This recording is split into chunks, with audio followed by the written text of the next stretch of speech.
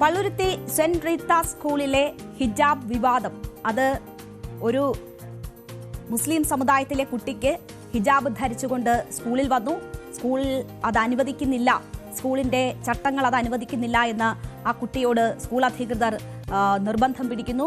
അങ്ങനെ അവിടെ ഭീഷണി ഉണ്ടാകുന്നു എന്ന് സ്കൂൾ അധികൃതർ പറയുന്നു. ഈ കുട്ടിക്ക് തുടർന്ന് പഠിക്കാൻ പറ്റുന്ന സാഹചര്യം ഉണ്ടാക്കണമെന്നാവശ്യപ്പെട്ട് പിതാവ് വിദ്യാഭ്യാസ മന്ത്രിക്കും മുഖ്യമന്ത്രിക്കും പരാതി നൽകുന്നു.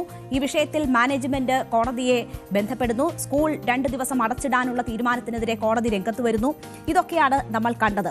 അതിനുശേഷം ഈ പ്രശ്നം ഒരു നിലവിട്ട് പോകുന്നു എന്ന ഘട്ടത്തിൽ ഇന്നലെ വൈകുന്നേരം, ഈ സമയത്ത് വൈകുന്നേരം നടക്കുന്ന സമയത്താണ് ഹൈബി ഈഡന്റെയും DCC അധ്യക്ഷന്റെയും നേതൃത്വത്തിൽ അവിടെ ഒരു ചർച്ച സ്കൂൾ അധികൃതരുമായും ഈ കുട്ടിയുമായി നടക്കുകയും അതൊരു സമവായത്തിലേക്ക് എത്തുകയും ചെയ്തത്. അപ്പോൾ അതൊരു മാതൃകാപരമായ ഇടപെടലായിരുന്നു. നമ്മൾ ഉൾപ്പെടെ ആ രീതിയിൽ അതിനെ വിലയിരുത്തിയതാണ്. പക്ഷേ പിന്നീട് വിദ്യാഭ്യാസ മന്ത്രിയുടെ ഭാഗത്തു നിന്നും ആ വിഷയത്തിൽ ഒരു പ്രസ്താവന പുറത്തു വരുന്നു. അത് സ്കൂൾ അധികൃതരുടെ നിലപാടിനെതിരെയായിരുന്നു. വിദ്യാഭ്യാസ ഉപഡയറക്ടർ നടത്തിയ അന്വേഷണത്തിൽ സ്കൂളിന്റെ ഭാഗത്ത് തെറ്റ് സംഭവിച്ചു എന്ന് കണ്ടെത്തുകയുണ്ടായി. ആ കുട്ടിക്ക് ഹിജാബ് ധരിച്ച് തന്നെ സ്കൂളിൽ എത്താനുള്ള അവസരം ഒരുക്കണം എന്നത് ആ പ്രസ്താവനയിൽ വ്യക്തമായിരുന്നു. അതിന് സ്കൂളിന്റെ മറുപടിയും ആവശ്യപ്പെട്ടിരുന്നു. അതോടുകൂടി ഏതാണ്ട് തണുത്തു അവസാനിച്ചു എന്ന് പറഞ്ഞ വിവാദം വീണ്ടും ആളിക്കത്തുകയാണുണ്ടായത്. വലിയ വിമർശനങ്ങൾ ഈ മന്ത്രിയുടെ ഇടപെടലിനെതിരെ, സർക്കാരിന്റെ ഈ വിഷയത്തിലുള്ള സമീപനത്തിനെതിരെ പിന്നീടുണ്ടാകുന്നതാണ് കണ്ടത്.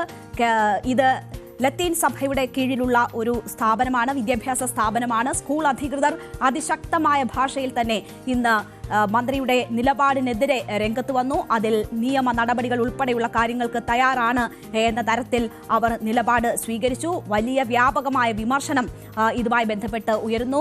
കത്തോലിക്ക കോൺഗ്രസ് മന്ത്രിയുടെ നിലപാടിനെതിരെ ശക്തമായ ഭാഷയിൽ രംഗത്ത് വരുന്നു എന്നത് വേണം നമ്മൾ മനസ്സിലാക്കാൻ. വിവേകമില്ലാത്ത ഇടപെടലാണ് ഈ വിഷയത്തിൽ മന്ത്രിയുടെ ഭാഗത്തു നിന്നും ഉണ്ടായത് എന്നതാണ് കത്തോലിക്ക കോൺഗ്രസ് ചൂണ്ടിക്കാട്ടിയിരിക്കുന്നത്. മറ്റ് ക്രൈസ്തവ സംഘടനകളുടെ ഭാഗത്തു നിന്നുമൊക്കെ വലിയ രീതിയിലുള്ള വിമർശനം ഇതിനെതിരെ ഉണ്ടാകുന്നു. സ്കൂൾ അധികൃതർ ഇനി എന്ത് നിലപാട് ഈ വിഷയത്തിൽ സ്വീകരിക്കുന്നു എന്നത് വളരെ പ്രധാനപ്പെട്ടതാണ്. ഇപ്പോൾ സ്കൂൾ അധികൃതർ ഒരു തരത്തിലും മന്ത്രിയുടെ നിർദ്ദേശം അനുസരിച്ച് മുന്നോട്ട് പോകുന്നില്ല എന്നതിന്റെ സൂചനകൾ നൽകിയിരിക്കുന്നു. സ്കൂൾ മാനേജ്മെന്റ് ഒപ്പം തന്നെ അവരുടെ അഭിഭാഷകരും അതിന്റെ സൂചനകൾ തന്നെയാണ് നൽകിയിരിക്കുന്നത്. എന്താണോ സർക്കാർ നിർദ്ദേശിച്ചിരിക്കുന്നത് ആ നിലയിൽ പറ്റില്ല മുന്നോട്ട് പോകാൻ, അത് കോടതിയിൽ ചലഞ്ച് ചെയ്യുക എന്നതാണ് അവർ എടുത്തിരിക്കുന്ന നിലപാട്.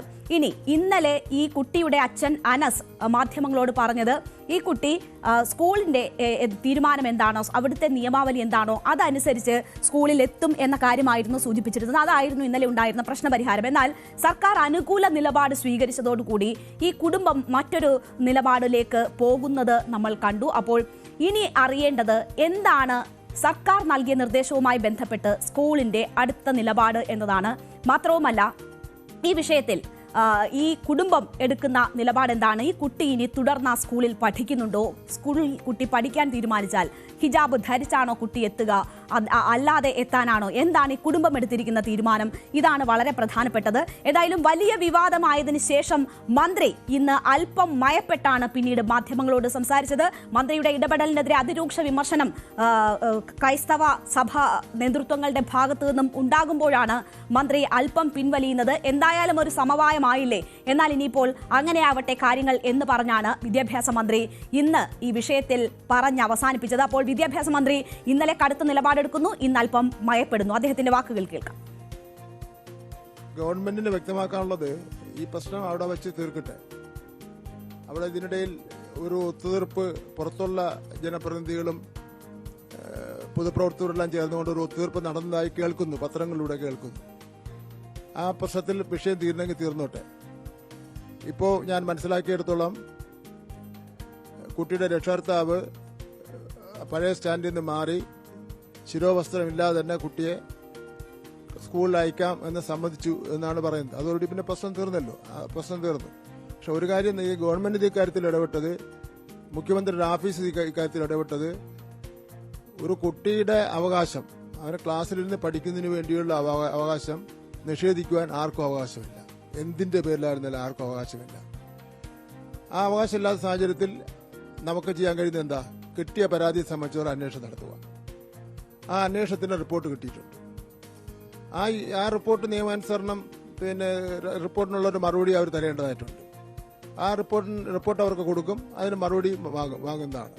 മറുപടി വാങ്ങിയാലും പ്രശ്നം കൂടുതലിന് വഷളാക്കേണ്ട കാര്യമില്ല. പ്രശ്നം ഇതുവഴി അവസാനിപ്പിച്ച ശേഷം ഭരണഘടന പറയുന്നതനുസരിച്ചും കോടതി വിധികൾക്കനുസരിച്ചും കേരള വിദ്യാഭ്യാസ നിയമം അനുസരിച്ചും ദേശീയ വിദ്യാഭ്യാസ നിയമം അനുസരിച്ചും സ്കൂൾ പ്രവർത്തിപ്പിക്കുന്നതിന് വേണ്ടി തയ്യാറാവണം. അതിലെല്ലാം അടങ്ങിയിട്ടുണ്ട്. ഇതായിരുന്നു ഈ മന്ത്രിക്ക് ഈ വിഷയത്തിൽ പറയാനുണ്ടായിരുന്നത്. ഭരണഘടന നൽകുന്ന അവകാശങ്ങൾ ലംഘിക്കാൻ ആർക്കും അധികാരമില്ല, വിദ്യാഭ്യാസം നിഷേധിക്കാനുള്ള അധികാരം സ്കൂളിനില്ല തുടങ്ങിയ കാര്യങ്ങളാണ് മന്ത്രി പറഞ്ഞത്. എന്നാൽ വിദ്യാഭ്യാസം നിഷേധിച്ചിട്ടില്ല കുട്ടിക്ക് എന്നതാണ് സ്കൂൾ മാനേജ്മെന്റ് പ്രതികരിക്കുന്നത്. ആ കുട്ടി ഇപ്പോഴും അവിടുത്തെ സ്റ്റുഡന്റ് ആണ് എന്ന് പറയുന്നു. പക്ഷേ എന്താണോ സ്കൂളിന്റെ മാനുവൽ ബൈലോയിൽ പറയുന്നത് അത് പാലിക്കാൻ, അത് അനുസരിക്കാനുള്ള ബാധ്യത കുട്ടിക്കുണ്ട് എന്ന കാര്യമാണ് സ്കൂൾ അധികൃതർ ആവർത്തിച്ച് പറയുന്നത്. പക്ഷേ സ്കൂൾ അധികൃതരുടെ ഈ ന്യായം മന്ത്രി പാടെ തള്ളിക്കളയുകയാണ്. 2018 ഹൈക്കോടതി വിധി തങ്ങൾക്ക് അനുകൂലമാണ്, അതനുസരിച്ചാണ് സ്കൂൾ പ്രവർത്തിക്കുന്നത് എന്നത് സ്കൂൾ മാനേജ്മെന്റ് ചൂണ്ടിക്കാട്ടുന്നു. അത് കോടതിക്ക് മുകളിലാണോ മന്ത്രിയുടെ വാക്കുകൾ എന്ന് ചോദിക്കുന്നു. കോടതി പറയുന്നതല്ല, താൻ പറയുന്നതാണ് പാലിക്കേണ്ടതെന്ന് പറയാൻ മന്ത്രിക്ക് എന്ത് അധികാരമാണ് ഉള്ളത് തുടങ്ങിയ ചോദ്യങ്ങൾ സ്കൂൾ അധികൃതരുടെ ഭാഗത്തുനിന്നും ഉയരുമ്പോഴും സ്കൂൾ അധികൃതരുടെ ഭാഗത്ത് വീഴ്ച സംഭവിച്ചു എന്ന നിലപാടിൽ ഉറച്ചു നിൽക്കുകയാണ് വിദ്യാഭ്യാസ മന്ത്രി. വിദ്യാഭ്യാസ ഉപഡയറക്ടറുടെ റിപ്പോർട്ട് അതാണ് സൂചിപ്പിക്കുന്നത്. ഹിജാബ് ധരിച്ചു വരരുതെന്ന് സ്കൂൾ നിയമാവലിയിൽ പറഞ്ഞിട്ടില്ല. വിഷയം കൈകാര്യം ചെയ്യാൻ ഫലപ്രദമായ PTA സ്കൂളിൽ ഇല്ല എന്നതും ഈ റിപ്പോർട്ടിൽ ചൂണ്ടിക്കാട്ടുന്നതായി മന്ത്രി പറഞ്ഞു. കുട്ടിയെ ശിരോവസ്ത്രം ധരിച്ചു എന്നതിന്റെ പേരിൽ പുറത്തു നിർത്തുവാനുള്ള തീരുമാനം ചട്ടവിരുദ്ധമാണെന്ന് റിപ്പോർട്ട് വിദ്യാഭ്യാസ ഉപഡയറക്ടർ നൽകുകയുണ്ടായി. തലയിലെ ഷാൾ ചുറ്റി ശിരോവസ്ത്രം വരാൻ പാടില്ല എന്ന് കൃത്യമായി സ്കൂൾ നിയമത്തിൽ രേഖപ്പെടുത്താത്തത് എന്നുള്ള ചോദ്യത്തിന് കൃത്യമായി മറുപടി പറയാൻ സ്കൂൾ മാനേജ്മെന്റ് കഴിഞ്ഞിട്ടില്ല. 3. ശരിയായ രീതിയിൽ ഒരു PTA കമ്മിറ്റി ഉണ്ടായിരുന്നുവെങ്കിൽ ഇത്തരത്തിലൊരു പരാതിക്ക് ഇടവരില്ലായിരുന്നു.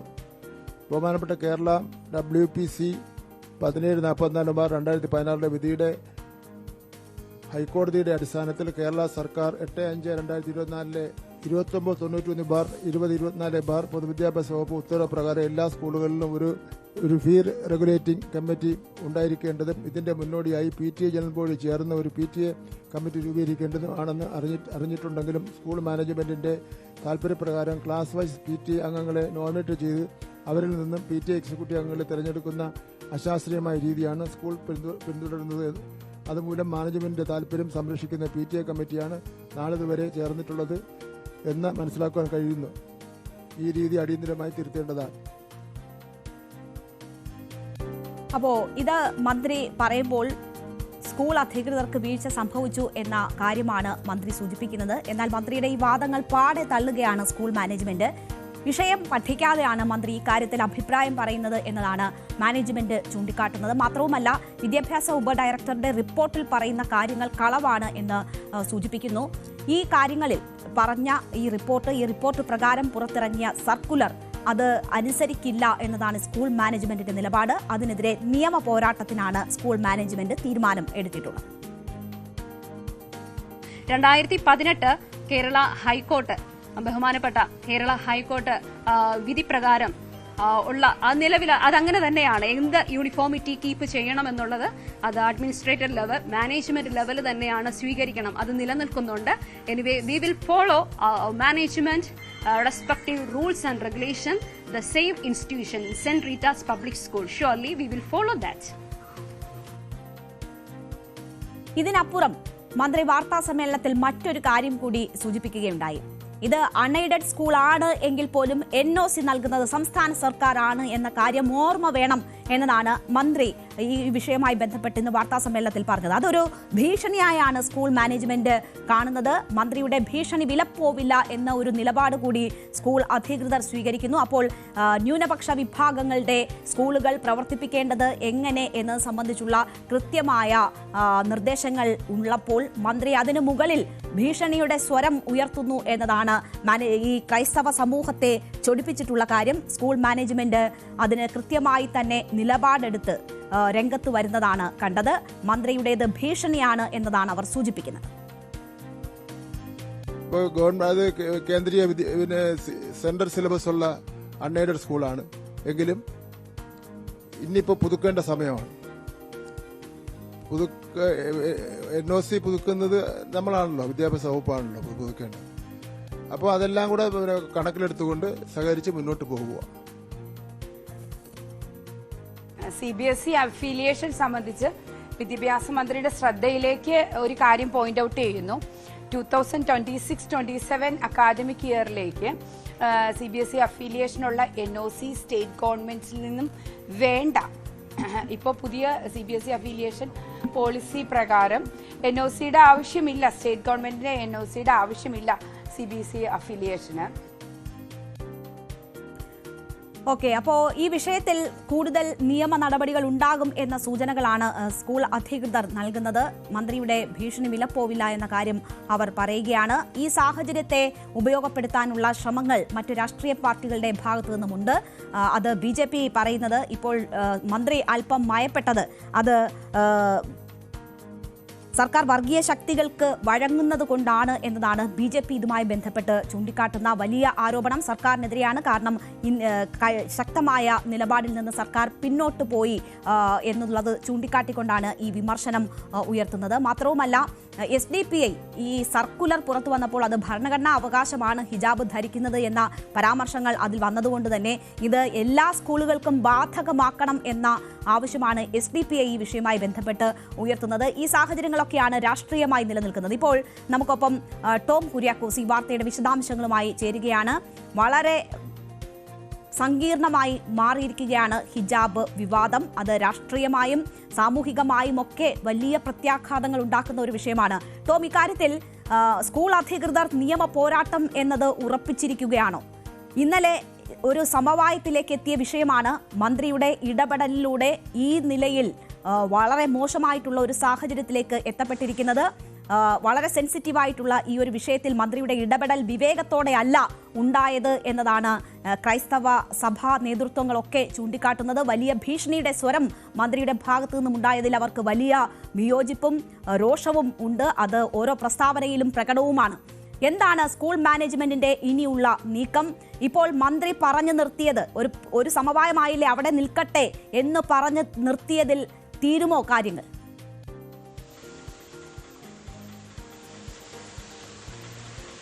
രേണുക, ഈ വിവാദം ഉയർന്ന ആദ്യ ദിവസം തന്നെ മന്ത്രി V ശിവൻകുട്ടി അദ്ദേഹം പറഞ്ഞ കാര്യം, വ്യക്തമാക്കിയ കാര്യം ഇതായിരുന്നു. സ്കൂളിന്റെ ഭാഗത്തു നിന്ന് ചില ജാഗ്രതക്കുറവുണ്ടായി, വിവേകത്തോടു കൂടിയല്ല ഈ വിഷയത്തിൽ ഇടപെട്ടത്. മാത്രമല്ല, ഒരു കുട്ടിക്ക് മാത്രം ഈ രീതിയിൽ ഒരു ഹിജാബ് ധരിക്കാനുള്ള ഒരു ഇളവ് നൽകേണ്ടതുണ്ടോ തുടങ്ങിയ ചോദ്യങ്ങളൊക്കെ ചോദിച്ച മന്ത്രിയാണ് ഇന്നലെ വാർത്താ സമ്മേളനം നടത്തിയപ്പോൾ നേരെ മലക്കം അറിയുന്നു. അതായത് ആ കുട്ടിക്ക് പ്രശ്നപരിഹാരം ഉണ്ടായതാണ്. ഇന്നലെ ഹൈബി ഈഡൻ MPയുടെ നേതൃത്വത്തിൽ ചർച്ച നടത്തുകയും ഒരു പ്രശ്നപരിഹാരം ഉണ്ടാവുകയും ആ കുട്ടി അവിടെ പഠനം തുടരട്ടെ, വിദ്യാഭ്യാസം അവിടെ തുടരട്ടെ എന്ന ഒരു നിലപാടിലേക്ക് കുട്ടിയുടെ മാതാപിതാക്കൾ, കുടുംബം ആ ഒരു നിലപാട് സ്വീകരിക്കുകയും ചെയ്തു. മാത്രമല്ല, അവർ ഹിജാബ് ധരിക്കേണ്ടതില്ല, സ്കൂളിന്റെ നിയമം അനുസരിച്ച് തന്നെ പഠിക്കാൻ, തങ്ങളുടെ മകളെ പഠിപ്പിക്കാൻ തങ്ങൾ തയ്യാറാണ് എന്ന ഒരു നിലപാടൊക്കെ സ്വീകരിച്ച് മുന്നോട്ട് വന്നപ്പോഴാണ് ഇന്നലെ വൈകിട്ടോടുകൂടി മന്ത്രി V ശിവൻകുട്ടി നിലപാട് മാറ്റുന്നു. അതായത് നിലപാട് കടുപ്പിക്കുന്നു. സ്കൂൾ മാനേജ്മെന്റിനെതിരെ രൂക്ഷമായ വിമർശനം ഉയർത്തുന്നു. അതായത് മന്ത്രി പറഞ്ഞ കാര്യം സ്കൂളിന്റെ ഭാഗത്ത് നിന്ന് ഒരു വിവേകരഹിതമായിട്ടുള്ള പ്രസ്താവന, നടപടി ഉണ്ടായി എന്നാണ്. പക്ഷെ യഥാർത്ഥത്തിൽ ആരുടെ ഭാഗത്താണ് ഈ രീതിയിൽ വിവേകരഹിതമായിട്ടുള്ള ഒരു നടപടി ഉണ്ടായത്, പ്രസ്താവന ഉണ്ടായത് നമ്മൾ ചിന്തിക്കേണ്ടതാണ്. കാരണം മന്ത്രി V ശിവൻകുട്ടി ഇന്നലെ നടത്തിയ പ്രസ്താവനയാണ് യഥാർത്ഥത്തിൽ കാര്യങ്ങൾ വഷളാകാൻ കാരണമായതെന്ന് തുറന്നു പറയേണ്ടി വരും. കാരണം ഇന്ന് ദീപിക പത്രത്തിൽ, അതായത് കത്തോലിക്ക സഭയുടെ മുഖപത്രമായിട്ടുള്ള ദീപിക പത്രത്തിൽ ഈ വിഷയം, ഈ ഹിജാബ് വിഷയം അവർ ഉയർത്തി കാണിക്കുന്നുണ്ട്. മാത്രമല്ല, കഴിഞ്ഞ വർഷം മൂവാറ്റുപുഴയിലെ ഒരു കോളേജിൽ നിസ്കരിക്കാനുള്ള ഇടം വേണമെന്ന് ആവശ്യപ്പെട്ടുള്ള പ്രതിഷേധം, ഈ വർഷം മറ്റൊരു ഹിജാബ് വിഷയം ഉയർത്തിക്കൊണ്ടുള്ള പ്രശ്നം, ഇതിനൊക്കെ പിന്നിൽ ചില ബാഹ്യശക്തികളുണ്ട് എന്ന് ദീപിക പത്രത്തിൽ തുറന്നടിക്കുന്നുണ്ട്. മന്ത്രിക്കെതിരെ രൂക്ഷ വിമർശനം ഉയർത്തുന്നുണ്ട്. അതിന് പിന്നാലെയാണ് മന്ത്രി V ശിവൻകുട്ടി ഇന്ന് നിലപാട് മയപ്പെടുത്തുന്നത്. അതായത് സ്കൂളിൻ്റെതായ നടപടിയുമായി മുന്നോട്ട് പോകാം, യൂണിഫോമിന്റെ കാര്യത്തിൽ സ്കൂളാണ് തീരുമാനമെടുക്കേണ്ടതെന്ന് ഇന്ന് മന്ത്രി V ശിവൻകുട്ടി നിലപാട് മയപ്പെടുത്തുന്നു. ഒരു പക്ഷേ മുഖ്യമന്ത്രി പിണറായി വിജയന്റെ ഇടപെടൽ ഒരു പക്ഷേ ഈ വിഷയത്തിൽ ഉണ്ടായി കാണണം. കാരണം നമുക്കറിയാം അധ്യാപക നിയമനവുമായി ബന്ധപ്പെട്ട സർക്കാരിനെ വെട്ടിലാക്കിയതും മന്ത്രി വി ശിവൻകുട്ടിയുടെ വിദ്യാഭ്യാസ വകുപ്പിന്റെ നിലപാടായിരുന്നു. അത് പിന്നീട് കത്തോലിക്ക സഭയ്ക്ക് അനുകൂലമായി നിലപാട് സ്വീകരിച്ചുകൊണ്ട്, പ്രത്യേകിച്ചും തെരഞ്ഞെടുപ്പുകൾ വരാൻ പോകുന്നു, തദ്ദേശ നിയമസഭാ തെരഞ്ഞെടുപ്പുകൾ വരാനിരിക്കെ വിദ്യാഭ്യാസ വകുപ്പിന്റെ ഭാഗത്തുനിന്ന് വിവാദപരമായിട്ടുള്ള ഇത്തരം വിഷയങ്ങളിൽ വിവേകത്തോടുകൂടിയുള്ള ഒരു ഇടപെടൽ ഉണ്ടായില്ലെങ്കിൽ കാര്യങ്ങൾ ഒരുപക്ഷെ കൈവിട്ട് പോകാമെന്നും സർക്കാർ തന്നെ തിരിച്ചറിഞ്ഞിട്ടുണ്ടാകാം. അതുകൊണ്ട് തന്നെയായിരിക്കാം മന്ത്രി ഇന്ന് നിലപാട് മയപ്പെടുത്തി. പക്ഷേ എങ്കിൽ പോലും ചില വിഷയങ്ങൾ അദ്ദേഹം ഇപ്പോഴും വ്യക്തത വരുത്തിയിട്ടില്ല. അക്കാര്യത്തിലാണ് കത്തോലിക്ക സഭയ്ക്ക് വലിയ ആശങ്കയുള്ളത്. അതിന്റെ അടിസ്ഥാനത്തിൽ കത്തോലിക്ക കോൺഗ്രസ്, അതായത് സീറോ മലബാർ സഭയുടെ സമുദായ സംഘടനയായിട്ടുള്ള കത്തോലിക്ക കോൺഗ്രസും ലത്തീൻ സഭയുടെ സമുദായ സംഘടനയായിട്ടുള്ള KRCCയും നിലപാട് കടുപ്പിക്കുന്നുണ്ട്. അതായത് മന്ത്രിയുടെ വിരട്ടൽ ആവശ്യമില്ല, വിരട്ടൽ വേണ്ട, മന്ത്രി വിവേകത്തോടു കൂടി ഇടപെടണം. മാത്രമല്ല ഈ വിഷയത്തിൽ യാതൊരു വിട്ടുവീഴ്ചയ്ക്കും തയ്യാറല്ല എന്ന് കത്തോലിക്ക സഭയുടെ വിവിധ സംഘടനകളും വ്യക്തമാക്കിയിട്ടുണ്ട്. സ്കൂൾ മാനേജ്മെന്റ് ഈ വിഷയത്തിൽ നിലപാട് തുറന്നു പറയുന്നതാണ്. മന്ത്രിയുടെ നിലപാടിനെതിരെ കോടതിയെ സമീപിക്കാൻ തന്നെയാണ് തീരുമാനം. യാതൊരു വിട്ടുവീഴ്ചയ്ക്കുമില്ല. അതായത് ഒരു സ്കൂളിന്റെ മാത്രം വിഷയമല്ല, നാളെ മറ്റു സ്കൂളുകളിലേക്കും അല്ലെങ്കിൽ മറ്റു വിഷയങ്ങൾ ഉയർത്തിക്കൊണ്ട് ഇതുപോലെ ബാഹ്യശക്തികളുടെ ഇടപെടൽ ഉണ്ടാകാം. പ്രശ്നം കൂടുതൽ രൂക്ഷമാകാൻ, സങ്കീർണമാകാനുള്ള കാര്യങ്ങളിലേക്ക് ഒരുപക്ഷെ കാര്യങ്ങൾ പോയേക്കാം. അതുകൊണ്ട് തന്നെയാണ് ഇവിടെ സഭ നിലപാട് വ്യക്തമാക്കുന്നു. മാത്രമല്ല മന്ത്രി ഒരുപക്ഷെ ആരെങ്കിലും തെറ്റിദ്ധരിപ്പിച്ചിട്ടുണ്ടാകാമെന്ന ആശങ്കയും സഭയ്ക്കുണ്ട്, സ്കൂൾ മാനേജ്മെന്റിനുണ്ട്. കാരണം വിദ്യാഭ്യാസ ഉപഡയറക്ടറുടെ, ജില്ലാ വിദ്യാഭ്യാസ ഉപഡയറക്ടറുടെ റിപ്പോർട്ടിൽ ഈ സ്കൂളിൽ നിന്നും ഈ വിദ്യാർത്ഥിനിയെ പുറത്തിറക്കി, ക്ലാസ്സിൽ നിന്നും പുറത്തിറക്കി വിട്ടു എന്ന രീതിയിലും, മാത്രമല്ല PTA ഫലപ്രദമായിട്ടല്ല അവിടെ ഇടപെടൽ നടത്തുന്നത് തുടങ്ങിയ വിമർശനങ്ങൾ വിദ്യാഭ്യാസ വകുപ്പിന്റെ റിപ്പോർട്ടിലുണ്ട്. അതുൾപ്പെടെയാണ് മന്ത്രി ഇന്ന് ചൂണ്ടിക്കാണിച്ചത്. പക്ഷേ അത്തരമൊരു സാഹചര്യം ഉണ്ടായിട്ടില്ല. അതായത് കഴിഞ്ഞ ആഴ്ചയാണ് ഈ സംഭവങ്ങൾ, ഈ രീതിയിലുള്ള ഒരു വിവാദം അവിടെ ഉടലെടുക്കുന്നത്. ആ പെൺകുട്ടിയും അതായത് മാസങ്ങളായി 6 മാസത്തോളമായി സ്കൂളിൽ പഠിക്കുന്ന പെൺകുട്ടിയാണ്. പക്ഷേ ഈ സമീപ ദിവസങ്ങളിൽ ഹിജാബ് ധരിച്ചെത്തുന്നു. സ്കൂൾ മാനേജ്മെന്റ് ഇവിടെ ഒരു യൂണിഫോം അത് ഇവിടുത്തെ നിയമാവലിയുണ്ട്, ഇതനുസരിച്ച് മുന്നോട്ട് പോകണം. കാരണം നിരവധി മുസ്ലിം കുട്ടികൾ പഠിക്കുന്ന സ്കൂളാണ്. അവരെല്ലാവരും ഇവിടുത്തെ യൂണിഫോം, ഇവിടുത്തെ മാർഗനിർദ്ദേശങ്ങൾ അനുസരിച്ച് മുന്നോട്ട് പോകുന്നു. ഒരു കുട്ടിക്ക് മാത്രം അത്തരം ഇളവ് നൽകാൻ കഴിയില്ല എന്ന് ആ കുട്ടിയെ അറിയിച്ചിട്ടുണ്ട്, കുട്ടിയെ മാതാപിതാക്കളെ അറിയിച്ചിരുന്നു. പക്ഷെ കഴിഞ്ഞ ദിവസം, അതായത് കഴിഞ്ഞ ആഴ്ച കുറച്ച് ആളുകളെ സംഘടിപ്പിച്ച് ഈ കുട്ടിയുടെ മാതാപിതാക്കൾ, കുടുംബാംഗങ്ങൾ സ്കൂളിലെത്തുന്നു, അവിടെ പ്രശ്നങ്ങൾ സൃഷ്ടിക്കുന്നു. നമ്മളവിടെ കണ്ടതാണ്. ആ ദൃശ്യങ്ങൾ തന്നെ, അതായത് സമൂഹ മാധ്യമങ്ങളിൽ വ്യാപകമായി പ്രചരിച്ചതാണ്. അത് കൂടുതൽ പ്രതിഷേധത്തിലേക്കും വിവാദങ്ങളിലേക്കും പോകുമെന്ന് കണ്ടറിഞ്ഞുകൊണ്ട് തന്നെയാണ് സ്കൂള് 2 ദിവസത്തേക്ക് അടച്ചിടാൻ മാനേജ്മെന്റ് തീരുമാനിക്കുന്നത്. അതോടുകൂടി ഈ വിഷയം കൂടുതൽ പുറംലോകത്തേക്ക് എത്തുന്നു. മറ്റ് സംഘടനകൾ, അതായത് BJP ഉൾപ്പെടെയുള്ള രാഷ്ട്രീയ പാർട്ടികൾ വിഷയത്തിൽ ഇടപെടുന്നു. ഏറ്റവും ഒടുവിൽ SDPI ഈ വിഷയത്തിൽ കൃത്യമായി രാഷ്ട്രീയം കളിക്കാനുള്ള ഒരു നീക്കത്തിലേക്ക്, അവർക്ക് അതിനുള്ള സാഹചര്യം തുറന്നു കൊടുക്കുകയാണ് ചെയ്തത്. യഥാർത്ഥത്തിൽ അതിന്റെ പങ്ക്, അതിന്റെ ഉത്തരവാദി വിദ്യാഭ്യാസ വകുപ്പ് തന്നെയാണെന്ന് BJPയും ആരോപണം ഉന്നയിക്കുന്നുണ്ട്. അതിന് പ്രധാനപ്പെട്ട കാരണം ഇതാണ്.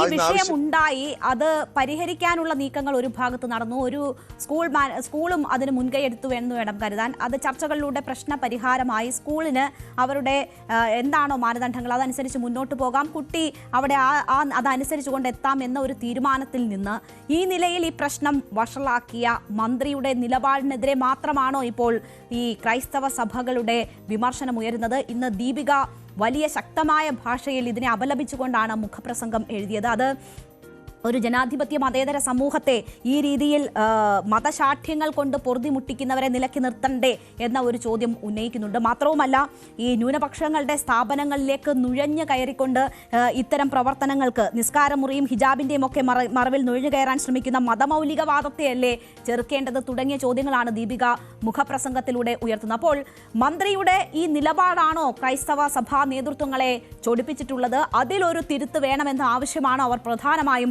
ഉന്നയിക്കുന്നത്?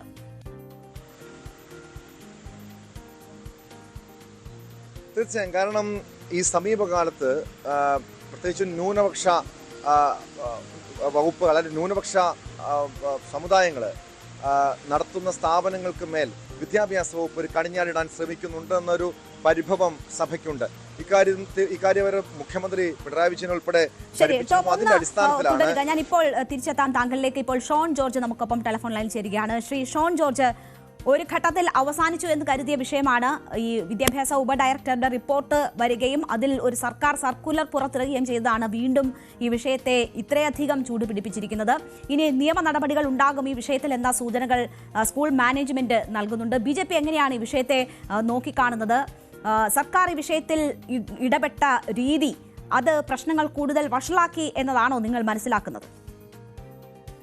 ഈ നാട്ടില് വ്യവസ്ഥാപിതമായ ഒരു നിയമമുണ്ട്. ആ നിയമം പലവിധ വ്യവഹാരങ്ങളിലൂടെ തന്നെ നമ്മൾക്ക് മുമ്പിൽ വന്നിട്ടുള്ളതാണ്. BJP ഈ വിഷയത്തിൽ തുടക്കം മുതലേ അവിടെ സമാധാനപരമായി 32 വർഷമായി വളരെ സമാധാനപരമായി പോകുന്ന ഒരു വിദ്യാഭ്യാസ സ്ഥാപനം. ഈ കുട്ടി ഒഴികെ 117 മുസ്ലിം കുട്ടികൾ പഠിക്കുന്ന ഒരു സ്ഥാപനം. ആ സ്ഥാപനത്തിൽ ഇന്ന് വരെ ഉണ്ടാകാത്ത കഴിഞ്ഞ 4 മാസക്കാലമായി യാതൊരു കുഴപ്പമില്ലാതെ ആ സ്കൂളിൽ പഠിച്ചിട്ടുള്ള കുട്ടി ഒരു സുപ്രഭാതത്തിൽ ഇത്തരത്തിൽ ഒരു വസ്ത്രധാരണം നടത്തുകയും ആ വസ്ത്രധാരണം ഈ യൂണിഫോം ഇതിന് ചേരുന്നതല്ല എന്ന് മാനേജ്മെന്റ് പറഞ്ഞപ്പോൾ അതിനെതിരെ STPയുടെ നേതൃത്വത്തിലുള്ള ഗുണ്ടകൾ ആ സ്കൂളിലേക്ക് ഇറച്ചെത്തി ആ സ്കൂൾ മാനേജ്മെന്റുമായി വലിയ പ്രശ്നം ഉണ്ടാക്കുകയും അധ്യാപകരെ ഉൾപ്പെടെ ഭീഷണിപ്പെടുത്തുകയും ചെയ്യുന്ന സാഹചര്യം ഇതൊരു പ്രവണതയാണ്. ഈ പ്രവണതയെ അംഗീകരിച്ചുകൊണ്ട് പോകാൻ ഒരിക്കലും BJPക്ക് ആവില്ല. അത് മാത്രമാണ് BJPയുടെ ഈ വിഷയത്തിലുള്ള സ്റ്റാൻഡ്. ഇത് മാന്യമായ ഒരു വിദ്യാഭ്യാസം ഈ നാട്ടിൽ മതേതരത്വം പുലരണം എന്ന് ഞങ്ങൾക്ക് നിർബന്ധമുണ്ട്. ആ കാര്യത്തിൽ ഞങ്ങൾ ഒരു വിട്ടുവീഴ്ചയും ഞങ്ങൾ ചെയ്യില്ല. ഒരു കാര്യം പറയാം, SDPI പോലെയുള്ള ഒരു വിട്ടുവീഴ്ചയും SDPI പോലെയുള്ള രാജ്യവിരുദ്ധ സംഘടനകൾ നമുക്കറിയാം. ഒരു കാലത്ത് സിമി ആയിരുന്നു, പിന്നീട് പോപ്പുലർ ഫ്രണ്ട് ആയത് പിന്നീട് SDPI ആയി. ഇതല്ലാതെ ആ മുഖം മാറ്റി ഒരു രാഷ്ട്രീയ പ്രസ്ഥാനം രൂപീകരിച്ചു എന്നല്ലാതെ ഇവർക്കാർക്കും ആ വ്യക്തികൾക്ക് വ്യത്യാസമൊന്നും ഉണ്ടായിട്ടില്ല.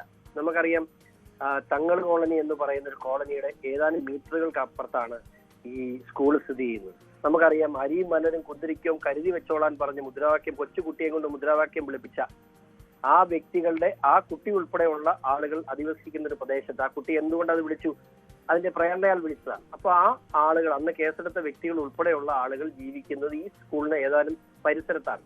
ഈ സ്കൂളിന്റെ റോഡിന് കോൺവെന്റ് റോഡെന്ന് പേരിട്ടതിന്റെ പേരിൽ അവർക്കെതിരെ വലിയ പ്രക്ഷോഭം ഉണ്ടാക്കിയ അവിടെ കന്യാസ്ത്രീമാർക്ക് നേരെ കയ്യേറ്റം നടത്തിയ ആ വ്യക്തികൾ തന്നെയാണ് വീണ്ടും അവിടെ ഈ വിഷയം ഉണ്ടാക്കിയത് എന്നുള്ളത് ആണ് നമ്മൾ ഇതിനകത്ത് ഈ വിഷയത്തിന്റെ ഗൗരവത്തെ എത്രമാത്രം ഇത് പർപ്പസ്ഫുൾ ആണ്.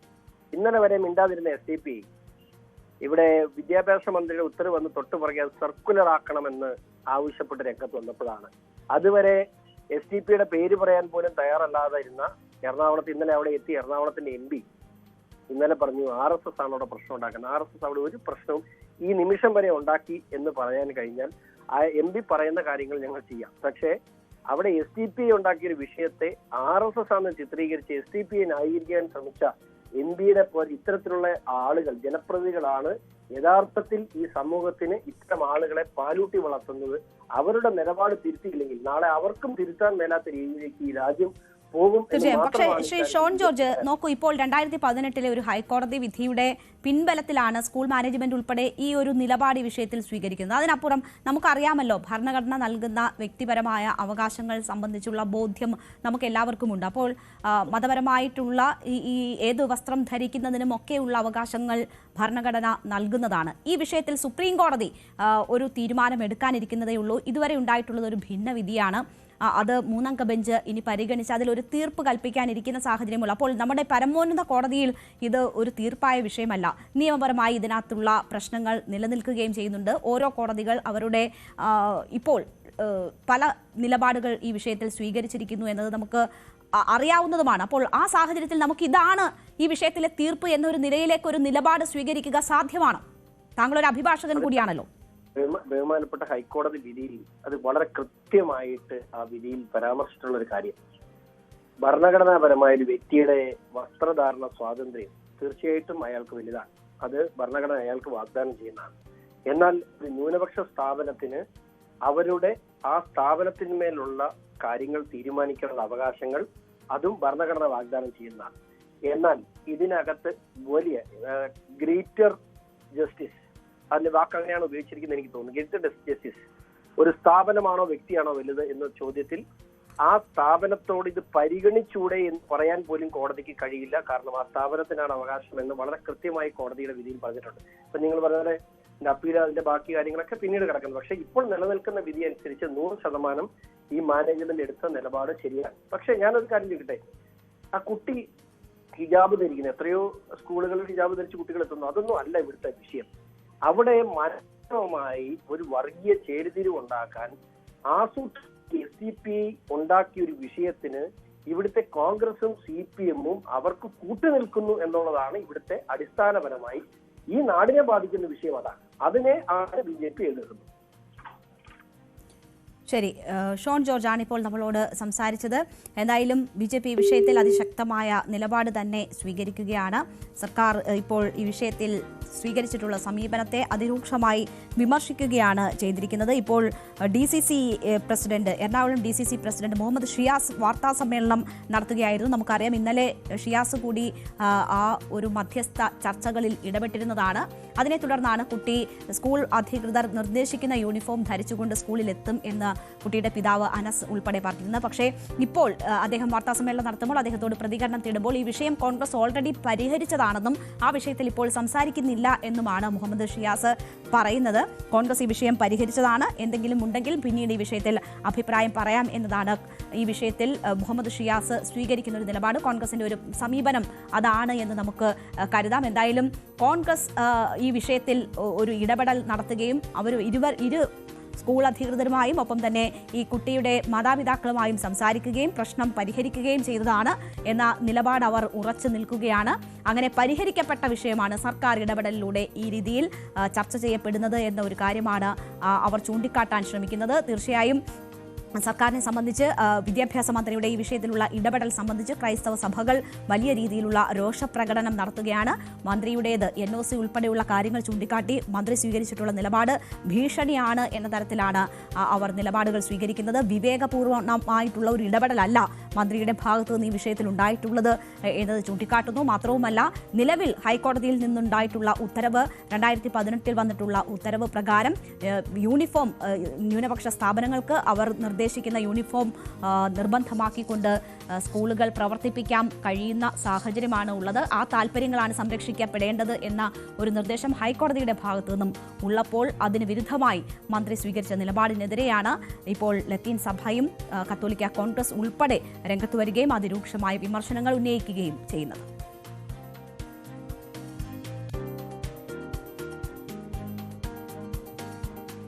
ഒരിടവേളയ്ക്ക് ശേഷം നമുക്ക് തിരിച്ചെത്താം.